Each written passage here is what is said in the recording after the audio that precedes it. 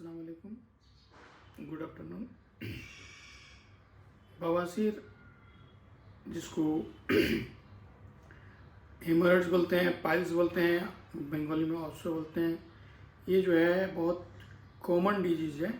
और ये बवासीर किसे कहते हैं पहले वो समझते हैं, फिर क्यों होता है वो समझते हैं, फिर इसका सिम्टम्स क्या होता है, फिर इसको कैसे इन्वेस्टिगेशन करेंगे, फिर इससे कैसे बचा जाए, खान पान और लाइफ स्टाइल। ठीक है, बवासीर डायरेक्टली जो है एक लाइफ स्टाइल डिजॉर्डर है।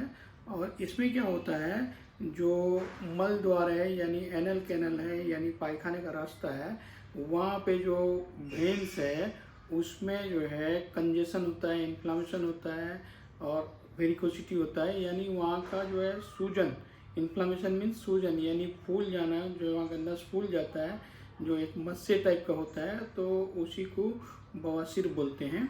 और फिर बवासीर का ये है कि इसके जो है कई टाइप्स हैं।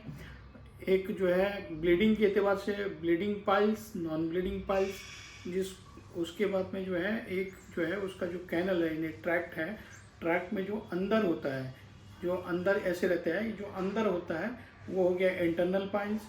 और फिर वही जो है फिर इन्फ्लेम्ड होके जो बाहर आ जाता है वो हो गया एक्सटर्नल पाइल्स। तो ये उसका कैटेगरीज है। फिर ग्रेड के हिसाब से ग्रेड 1, ग्रेड 2, ग्रेड 3, ग्रेड 4।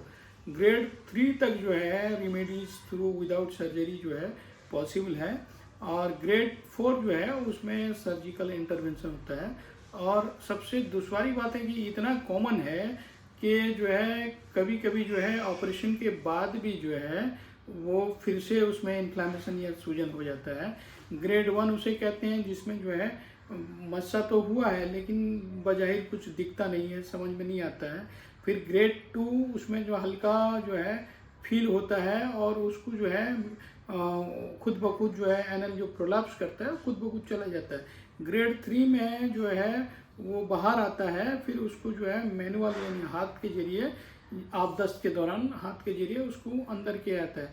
और ग्रेड 4 जो है वो हाथ के जरिए भी जो है मैनिपुलेट करके अंदर डालने का कोशिश करते हैं, उसमें वो ठीक नहीं होता है। अब ये रहा कि ये इतना कॉमन है जो है आम तौर पे इंडिया में जो है हम लोग का जो है बैड डाइट हैबिट की वजह से इतना कॉमन हो गया है कि इसका मेन जो कॉज है कॉन्स्टिपेशन है। कॉन्स्टिपेशन मीन्स कब्ज, यानी जिसका जो है स्टूल यानी एजाबत जो है वो खुलासा ना हो और हर दिन ना हो, अल्टरनेट करके हो, वो एक।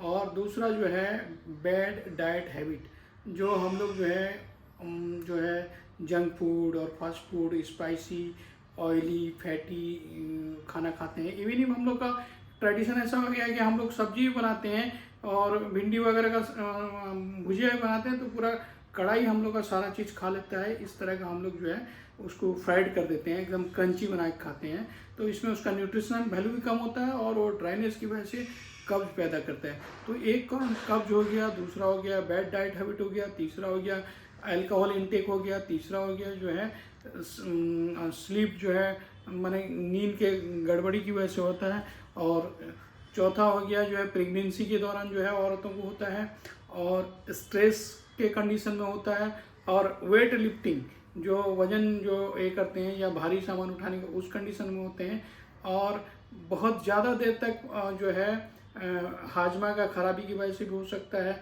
और बहुत ज़्यादा देर तक जो है इस पैखाने में बैठने के खासतौर से वेस्टर्न कंडीशन में जो वो बैठ के वेस्टर्न टॉयलेट के उनको भी हो सकता है, और बहुत स्ट्रेन लगा के यानी ताकत लगा के जो है पैखाना करते हैं उनको भी ये हो सकता है।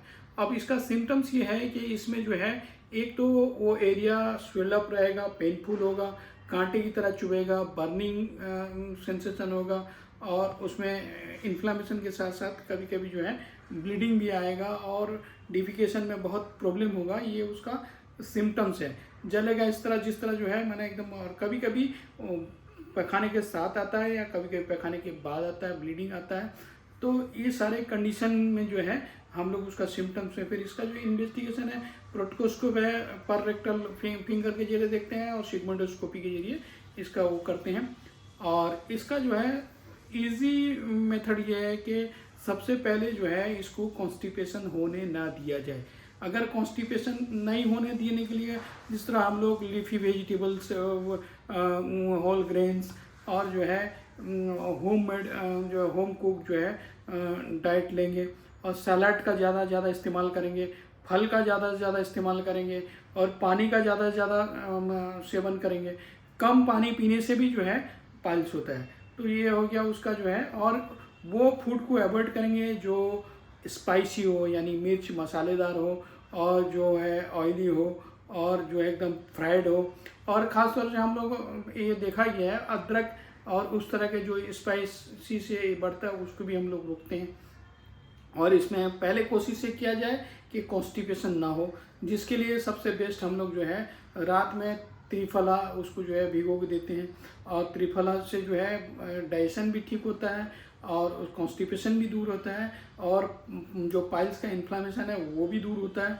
इसके अलावा जो है हम लोग जो है फिर एलोवेरा जो है उसका जो है, जिसको एलोआ बोलते हैं, यूनानी कॉन्सेप्ट के हिसाब से ये मुशीले अखलाता सलासा है, यानी बलगम, सफरा और सौदा तीनों को जो है एक्सपल्सन करता है।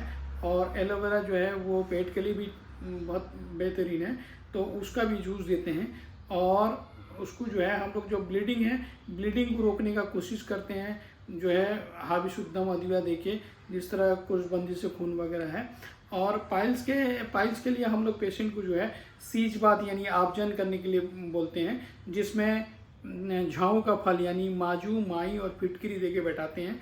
जो डायलिटेशन होता है यानी जो रग वहाँ फूल जाता है, गर्म पानी और ये फिटकरी और माजू माई से क्या होता है फिर सुकड़ जाता है, तो उससे पेन ठीक होता है।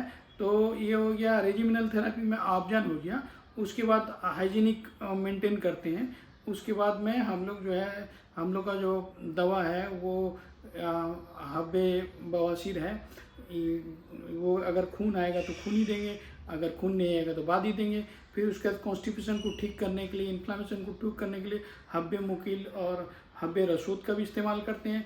इसके अलावा अगर मान लीजिए नहीं ठीक हुआ तो आप किसी भी डॉक्टर को दिखा दीजिए जो आपके कांटेक्ट में हो, तो या फिर जो है आप अपना जो है किसी फिजिशियन के तहत ठीक कीजिए। ये है पाइल्स बहुत कॉमन है। इसका लाइफस्टाइल, आपका खान पान, ज़्यादा कहवा कॉफ़ी, सोना, उसके बाद में पानी पीना, ये सब अगर आप ठीक करेंगे तो आप सुस्त रहेंगे। अगर मज़ीद जानकारी हो तो उसमें हमारा नंबर दिया हुआ है, आप खुद कांटेक्ट कर सकते हैं। तो पाइल्स एक कॉमन है, उसको आप घर में ठीक कर सकते हैं। तो सुस्त रहिए, खुश रहिए। अल्लाह हाफिज़।